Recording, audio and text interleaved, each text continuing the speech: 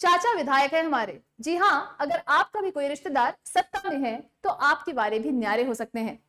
हम राजनीतिक विषयों पर बात नहीं करना चाहते, पर जब बात युवाओं की आती है तो बात तो करनी पड़ेगी। हाल ही में उत्तराखंड बेरोजगार संघ के अध्यक्ष बॉबी पवार ने एक दावा किया और उस दावे में उन्होंने एक नियुक्ति पर सवाल खड़े किए। उनके हिसाब से यहां पर एक विधायक के भतीजे को आपदा कंट्रोल में जेई के पद पर नियुक्ति दे दी गई और जब सवाल किया गया तो जवाब आता है कि थराली आपदा के बाद आवश्यकता थी तो नियुक्ति दे दी गई। पर सवाल यह है, जब आपदा अगस्त में आई तो नियुक्ति जून में देने का क्या औचित्य था। देखिए, हालांकि ये दावा है, ये बिल्कुल सही है, तटस्थ है, ये हम नहीं कह सकते। हम ये नहीं कह रहे हैं कि आपने वो विधायक का भतीजा ही था या जो भी था।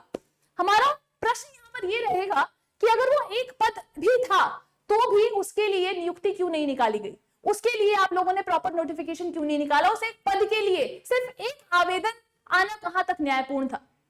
अगर ऐसा था कि वो भतीजे भी थे या जो भी कुछ भी था, तो ये कितना न्यायपूर्ण है कि एक पद के लिए एक ही आवेदन आ रहा है और उसी को रख लिया जा रहा है। ये बिल्कुल न्यायपूर्ण नहीं है। अगर आप पद निकाल रहे हैं, चाहे वो एक ही पद है, उसके लिए आपको proper notification, proper channel follow करना चाहिए था। तो ये उनका दावा किया गया कि इस तरीके से नियुक्ति दी गई।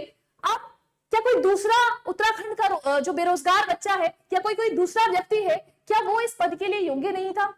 अगर प्रॉपर नोटिफिकेशन के तहत सब कुछ होता, सब चैनल फॉलो होता, तो क्या ये पद, एक पद भी एक बेरोजगार को नौकरी नहीं दे पाता?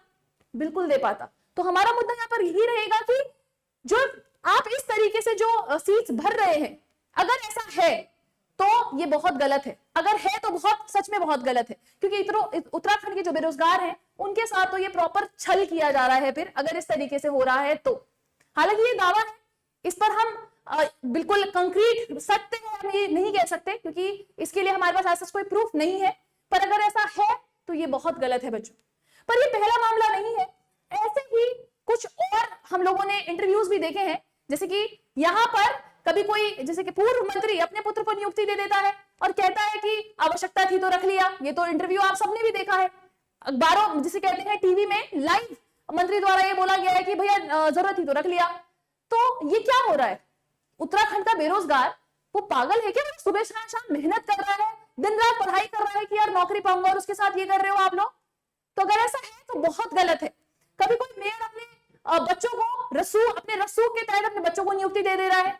तो ये कुछ चीजें तो हमने लाइव अब टीवी पर देखी हैं, इनमें कितनी सत्यता है या कितना इनमें छलावा है।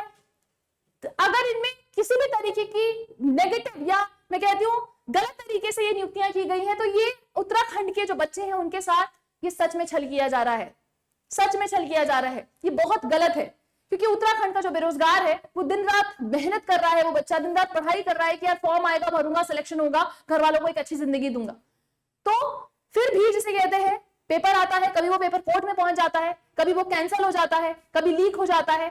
तो ये एक अगर पोस्ट आती भी है उसको कराने में 5 साल लग जा रहे हैं।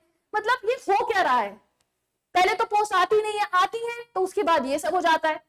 तो मेरी माननीय मुख्यमंत्री से यहाँ पर यही आशा रहेगी कि जिस तरीके से उन्होंने पेपर लीक के मामले में संज्ञान लिया है, वो इन सब में भी जो भी सत्यता है इनका भी संज्ञान ले, और जो प्रॉपर इंफॉर्मेशन है वो हमारे बच्चों को मिलनी बहुत जरूरी है, और वो मिलनी भी चाहिए, वो उनका अधिकार है, ठीक है ना। और यही जो वो डिजर्व करते हैं, जो न्याय वो डिजर्व करते हैं, उन्हें वो मिलना चाहिए। चाहे वो पेपर लीक का मामला हो, चाहे वो आपका आउटसोर्सिंग का मामला हो, चाहे वो आपका ये मामला हो कि अपने रिश्तेदारों को भर्तियों में डायरेक्ट नियुक्ति दे दी जा रही है या डायरेक्ट ज्वाइनिंग दे दी जा रही है। तो माननीय मुख्यमंत्री से हमारी यही आशा रहेगी कि वो इन मामलों का संज्ञान ले और उत्तराखंड के बेरोजगारों के साथ जो ये अन्याय हो रहा है इसको रोकें, इसको कंट्रोल करें और उनको न्याय दिलाएं।